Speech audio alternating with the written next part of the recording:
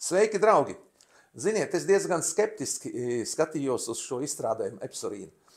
Man likās, ka es esmu tāds stiprs, norūdīts, man nekas nesāp, man nekas tādas, nav nekādas problēmas, bet pēkšņi nejauši man sāka parādījās atkal mans ceļgals ierunājās par to, ka man viņš tomēr sāp. Un es domāju, labi, pamēģināšu epsorīnu.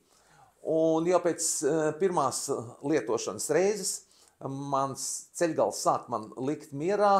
Man vēl bija arī problēma nedaudz ar lielo pirkstu, ja, jo es ļoti intensīvi makšķerēju, tinot to spoli, tāpat arī ģitāru spēlējot. Mazliet sāpēja pirksts, bet tad, kad es jau to epsorīnu biju lietojis gadu, 4 reizes gadā es viņu lietoju, ja, man pārgāja itas celis, pārgāja pirksts, un es domāju tā, ka jums nevajag gaidīt to brīdi, tā kā es to nogaidīju, ka tur jāpasagaida, lai kaut kas sāktu sāpēt.